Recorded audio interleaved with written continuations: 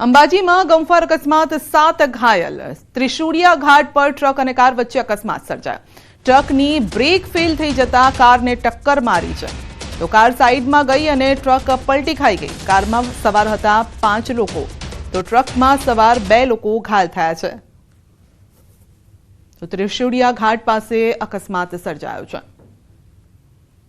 बाबूजी पता ही नहीं लगा, ब्रेक ही फेल हो गया। जहाँ पे पंजाब से आ रहे थे, जहाँ से 40-50 किलोमीटर आगे है जी, जहाँ खाली करना था। नो एंट्री पॉइंट पर रोकवा जता ट्रक चढ़ावी दीधी। अमदावादना साणंदમાં હોમગાર્ડ જવાનની હત્યા। ટ્રક ચાલકે હોમગાર્ડ જવાનને કચડીને હત્યા કરી છે। પોલીસે ટ્રક ચાલકની ધરપકડ કરી છે। જગદીશભાઈ નામના હોમગાર્ડ જવાનનું મોત થયું છે। ટ્રક ડ્રાઈવર વિરુદ્ધ હત્યાનો ગુનો નોંધીને તપાસ હાથ ધરાઈ છે।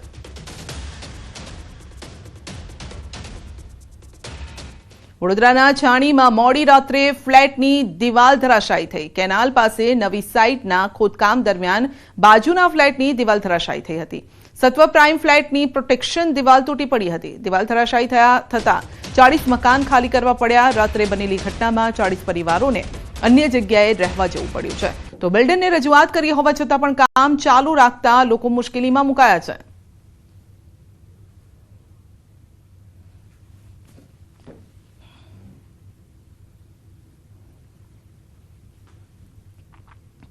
તો વડોદરાના છાણીમાં દિવાલ ધરાશાયી થઈ છે। હવે કઈ રીતે આ ધરાશાયી થઈ છે આપ દ્રશ્યોમાં જોઈ શકો છો। ફક્ત 3 સેકન્ડમાં આ જે બાઉન્ડ્રી વોલ છે તે આખી ધસી પડે છે। બાજુમાં એક કામ ચાલી રહ્યું હતું અને તે દરમિયાન જ આ ઘટના બને છે। આપ જોઈ શકો છો જ્યાં એરો દેખાઈ રહ્યો છે એ દિવાલ જ ધરાશાયી થઈ જાય છે। જો કે સારી વાત એ છે કે તેના ડિસ્ટન્સ પર આ ફ્લેટ આવેલા છે, નહીતર આ જો ફ્લેટની નજીક આ થયું હોત તો પછી આ ફ્લેટનું જે પિલર હોય, પિલરની સાથે કદાચ આ ફ્લેટ પણ પડી શક્યા હોત। એટલે આ મોટી એક બેદરકારી અહીંયા પણ સામે આવી રહી છે। વડોદરાના છાણીના આ દ્રશ્યો છે। અહીંયાથી એક વ્યક્તિ પણ પસાર થઈ રહ્યા છે, જે પણ આપ જોઈ શકો છો। જો કે એ બચી ગયા છે।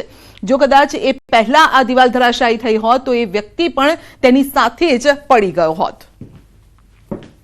રાજકોટના ઉપલેટાના ભાદર નદી પર આવેલો ઈસરા ગામ નજીકનો ચેકડેમ તૂટી ગયો છે। ઈસરા ગામના બારણેશ્વર પાસે આવેલો ચેકડેમ તૂટ્યાનો દાવો થઈ રહ્યો છે।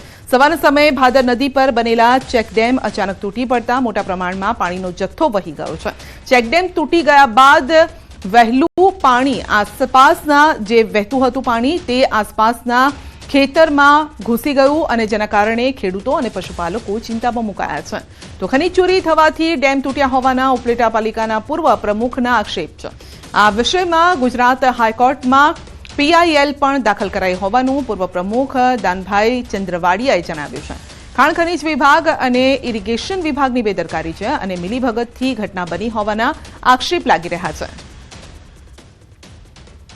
ભદ્રેશ્વર 2 બંને ચેકડેમો તૂટી ગયેલા છે। આજ રોજ સવારે 8 વાગે જે ભદ્રેશ્વર 2 ચેકડેમ હતો ઈસરાના સીમમાં આવેલો હતો એ તૂટી ગયો છે। આ બાબતે મેં અગાઉ ખાણ ખનીજ વિભાગ, ઇરિગેશન વિભાગને અગાઉ રજૂઆત કરેલી હતી। આ બાબતે મેં હાઈકોર્ટમાં PLA દાખલ કરેલી હતી। આજ એ કેસ પેન્ડિંગ છે। ત્યારે કોઈ ખેડૂતોને આ બાબતમાં કોઈ ગંભીરતા નહોતી લીધી। આજ ચોક્કસ બધા ખેડૂતોને અફસોસ થાય છે, પસ્તાવો થાય છે કે આ બંને ચેકડેમ તૂટી જવાને કારણે ખેડૂતો આ પાણી જતું રહ્યાના હિસાબે પાયમાલ થઈ શકે અને પાણી જે કંઈ અગાઉ ઓરવણામાં ઉપયોગમાં આવતો તો આજ વખતે આ પાણી જતું રહેવાથી ઉપયોગમાં નહીં આવે। તો ભાદર નદી પરનો ચેકડેમ તૂટી ગયો અને પાણીનો બગાડ થયો। ફક્ત એટલું જ નહીં પરંતુ ખેડૂતો ચિંતામાં મુકાયા કારણ કે ખેતરમાં પણ આ પાણી ફરી વળ્યા છે। હાલ હવે ઉનાળાની શરૂઆત પણ થઈ ચૂકી છે ત્યારે પાણીની તાતી જરૂરિયાત હોય છે, પરંતુ તેની સામે અહીં પાણીનો બગાડ થઈ રહ્યો છે। જામનગરના દરિયાકાંઠા વિસ્તારમાં આવેલા જોડિયા પંથકના લીંબુડા ગામના ખેડૂતોએ ઉનાળુ સિંચાઈ માટે આગોતરું આયોજન કર્યું છે। ખેડૂતોએ એકત્ર સરકારમાં નાણાં ભરી ગામના તળાવ ભર્યા। તો સિંચાઈ અને સૌની યોજનાના ડેમનું પાણી ગામના તળાવમાં ભરી દીધું। ગામનું તળાવ ભરી ખેડૂતોએ ઉનાળુ વાવેતરનું આયોજન કર્યું છે। તો ખેડૂતોના આ પગલાથી વાવેતરની આ સિઝન દરમિયાન સિંચાઈ માટે પાણીની તંગી ન સર્જાય તે તળમાં પણ લીલાશ રહેશે અને જળસંકટ ન સર્જાય તે માટે આગોતરું આયોજન કરી અન્ય ગામોને પણ ખેડૂતોએ રાહ ચીંધી છે। ગામના તળાવ બધા ભરાઈ ગયા છે। લીંબેશ્વર તળાવનું તો ગામને પિયત માટેનું સારું છે, પીવા માટેનું ગામ તળ સાચું થઈ ગયું છે ને ઢોરને બધાને પાણી પીવામાં ઉનાળે હાવ તકલીફ નહીં પડે.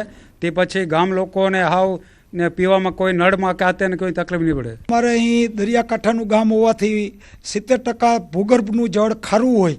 આ પાણીના આવવાથી શિયાળુ અને અત્યારે હવે ઉનાળો, તો ઉનાળુ વાવેતર પણ ખેડૂતો માટે ખૂબ જ આશીર્વાદરૂપ થશે. ખાસ કરીને આ લીંબુડા ગામની 75 થી 80% જમીન આ તળાવ પિયતથી ઉપયોગમાં લેવાય છે અને મોસ્ટ ઓફ આ એરિયાની ખાસી એવી જમીનને આ તળાવ ભરવાથી નવા વાવેતર થશે. અમારે જેઠ મહિના લગી આવતા પિયતમાં પણ કદાચ વાવેતર થઈ શકે. આ 3 તળાવ ભરાઈ ગયા છે અને વધઘટ પાણી પછી જો અમને પાછું સરકાર આપે વૈશાખ મહિનામાં તો અમારે 2 સિઝનનું પાણી થઈ જાય, ચોમાસું ને ઉનાળાનું.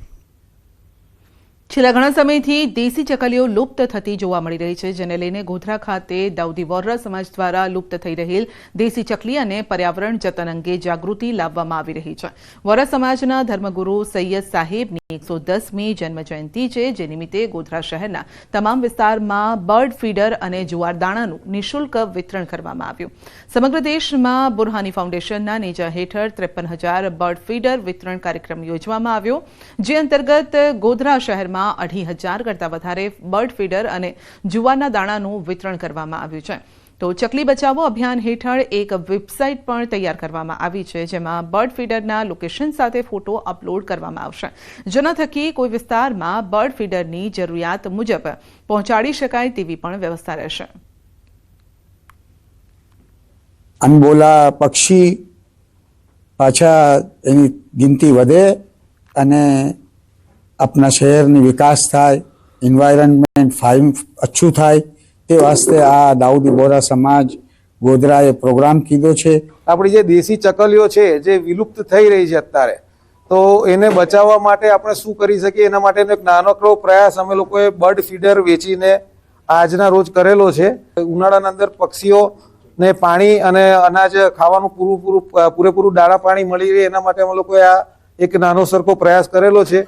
સેવ અવર સ્પેરોઝ અને બીજા પક્ષીઓને બચાવવા માટે, પર્યાવરણની જાળવણી માટે શ્રી વોરા સમાજ તરફથી જે પ્રશંસનીય કામગીરી થઈ રહી છે તે અમારા શ્રી રામનગર સોસાયટીમાં આજે એ લોકોના કાર્યકરો હાજર રહીને અમારા સોસાયટીના દરેક સભ્યને અને આજુબાજુના જેને આ પ્રક્રિયામાં રસ છે તેમને કીટનું વિતરણ કર્યું ફ્રીલી.